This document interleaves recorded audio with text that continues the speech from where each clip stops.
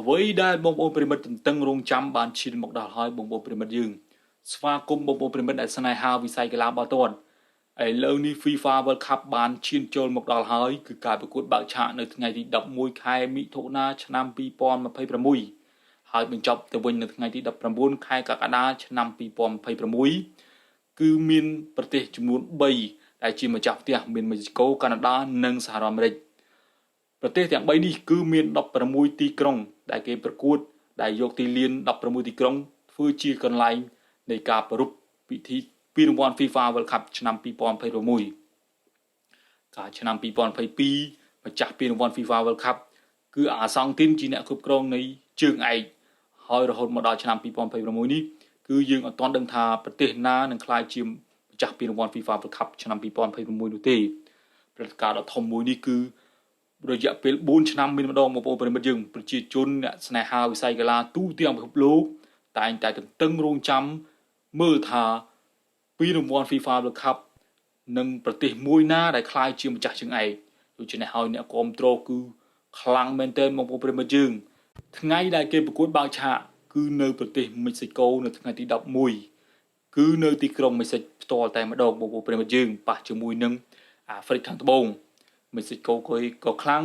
អាហ្វ្រិកខាងត្បូងរៀង50-50ទេបងប្អូនក្នុងការយកឈ្នះទៅលើមេស៊ីកូប៉ុន្តែយើងនឹងតឹងរង់ចាំមើលទាំងអស់គ្នាមិនថាជា fan ទូទាំងពិភពលោកមិនថាជាខ្ញុំផ្ទាល់ក៏ខ្ញុំនឹងតឹងរង់ចាំ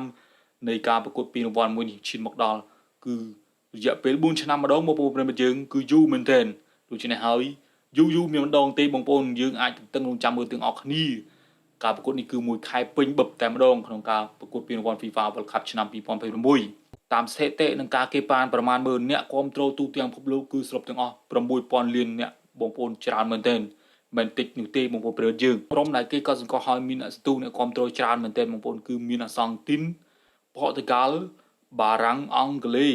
អេស្ប៉ាញអាល្លឺម៉ង់ហើយក្រុមដែលជា idol របស់ខ្ញុំផ្ទាល់តែម្ដងគឺប៉ូទុយហ្គាល់បងប្អូនប្រិយមិត្តយើងមិនមែនតែប៉ូទុយហ្គាល់គឺល្អទេគឺក្រុមផ្សេងក៏ល្អដូចគ្នាប៉ុន្តែអ្វីដែលខ្ញុំស្រឡាញ់គឺចង់ឲ្យ Cristiano Ronaldo គាត់លើពានរង្វាន់ FIFA World Cup ឲ្យបានមួយដងក្នុងជីវិតរបស់គាត់ព្រោះគាត់ចិត្តចូលនិវត្តន៍ហើយបច្ចុប្បន្ននេះគឺគាត់មានអាយុច្រើនហើយបងប្អូនប្រិមិត្តយើងដូចជាអាសង់ទីនគឺ Messi គាត់បានទទួលបានពានរង្វាន់ FIFA World Cup កាលឆ្នាំ2022ហើយអញ្ចឹងឆ្នាំនេះសូមឲ្យ Cristiano Ronaldo នឹងទទួលបានពានរង្វាន់ FIFA World Cup នឹងគេដែរមុនដែលគាត់ចូលនិវត្តន៍យើងក៏លេចទៅមើលពានរង្វាន់ FIFA World Cup ឆ្នាំ2014គឺធ្វើឡើងនៅប្រទេសប្រេស៊ីល2018ធ្វើឡើងនៅប្រទេសរុស្ស៊ី2022ធ្វើនៅកាតាហើយ2026នេះធ្វើឡើងមាន3ប្រទេសជាម្ចាស់ផ្ទះមានមេស៊ីកូកាណាដានិងសហរដ្ឋអាមេរិកហើយថ្ងៃប្រកួតចុងក្រោយគឺនៅប្រទេសសហរដ្ឋអាមេរិកគឺនៅទីក្រុង New Jersey ផ្ទាល់តែម្ដងមួយវិញទៀតបងប្អូនប្រិមិត្តយើងក៏ចាប់អារម្មណ៍មួយក្រុមដែរគឺជប៉ុនបងប្អូនប្រិមិត្តយើងពីណាគេ fan ជប៉ុនគឺមិនមែន fan តែក្នុងរឿង website នោះទេគឺមានទាំង fan នៅខាងក្រៅទៀតបងប្អូនប្រិមិត្តជប៉ុនក៏ខ្លាំងដែរណាបងប្អូនប្រិមិត្តយើងបាល់ទាត់ណាធ្លាប់យកឈ្នះអាល្លឺម៉ង់ណាបងប្អូនប្រិមិត្តជប៉ុនក៏គេខ្លាំងដែរបងប្អូនប្រិមិត្តបានគេឈានមកដល់ FIFA World Cup នេះមិនត្រឹមតែបាល់ទះបាល់ទាត់ទេគឺជប៉ុនខ្លាំងមែនទែនហើយនៅក្នុងរឿងក៏ជប៉ុនក៏ល្អមើលដែរនិយាយលេងទេអធិស្ឋានបងប្អូនប្រិមិត្តយើងទន្ទឹងរង់ចាំមើលថាអ្នកណាជាម្ចាស់ពានរង្វាន់ FIFA World Cup ឆ្នាំ2026ដូច្នេះហើយយើងនឹងត្រៀមខ្លួនមើលបាល់រៀបភ្លឺដាច់បាយដាច់ទឹកដូចគ្នាហើយបងប្អូនប្រិមិត្តយើងអរគុណសម្រាប់ការតាមដាននៅ Channel YouTube របស់ខ្ញុំសូមជម្រាបលា